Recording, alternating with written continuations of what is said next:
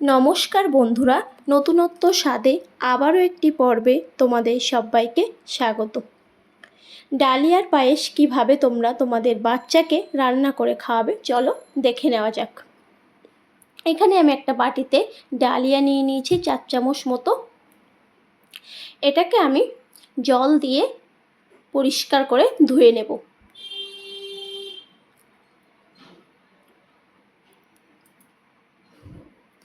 এভাবে আমি এটাকে ভালো করে ধুয়ে নেব।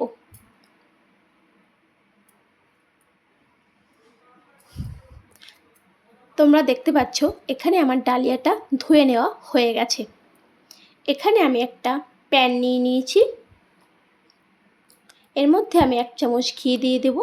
ঘিটাকে আমি একটু ভালো করে নাড়িয়ে দেব। এর মধ্যে আমার ধুয়ে রাখা ডালিয়াটাকে দিয়ে দেব।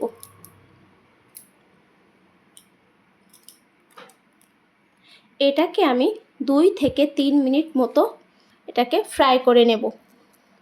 ডালিয়া বাচ্চাদের বেশ পুষ্টিকর একটা খাবার। দেখতে পাচ্ছ আমার ডালিয়াটা এখানে এভাবে 2 থেকে 3 মিনিট আমি ডালিয়াটাকে ভেজে নেব। এখানে আমার ডালিয়াটা ভাজা হয়ে গেছে। আমি এর মধ্যে 1/2 কাপ মতো জল দিয়ে দেব। আমি এখানে ডালিয়াটাকে প্রেসার কুকারে সিদ্ধ করে নেব, যেহেতু ডালিয়া সিদ্ধ হতে অনেকটা সময় লাগে। এখানে প্রেসার কুকারের মধ্যে ডালিয়াটাকে দিয়ে দিয়েছি। এটাকে আমি 5টা থেকে 6টা সিটি দিয়ে নেব।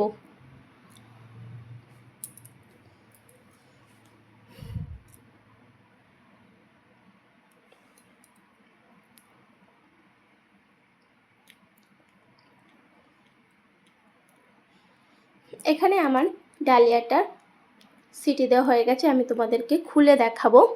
এখানে আমার ডালিয়াটা ভালোভাবে সিদ্ধ হয়ে গেছে, তোমরা দেখতে পাচ্ছ। আমার এখানে ভালোভাবে সিদ্ধ হয়ে গেছে।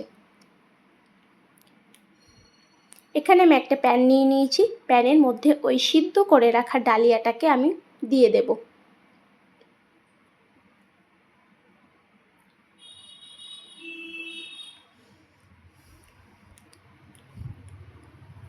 এর মধ্যে আমি 1 কাপ গরুর দুধ দিয়ে দিয়েছি।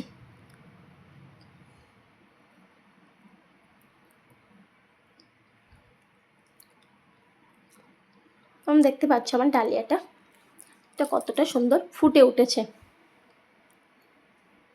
এর মধ্যে আমি সামান্য একটু লবণ দিয়ে দেব। এটাকে দিয়ে আমি এটাকে ভালো করে এভাবে কিছুক্ষণ নাড়াচাড়া করে নেব।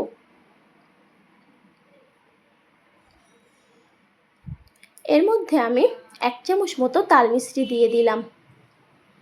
তাল মিছরিটাকে দিয়ে আমি এটাকে ভালো করে কিছুক্ষণ নাড়াচাড়া করব, যতক্ষণ না তাল মিছরিটা ভালোভাবে গুলে না যায়।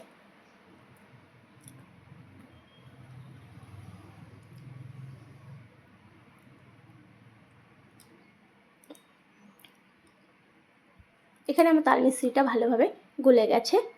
এখানে দেখো এখানে আমার এটা কতটা সুন্দর হয়েছে। এখানে আমার এটা হয়ে গেছে।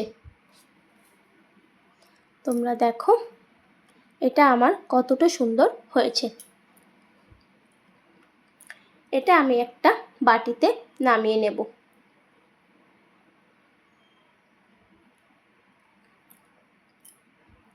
এখানে দেখো আমার ডালিয়ার পায়েসটা কতটা সুন্দর হয়েছে, দেখতে পাচ্ছ।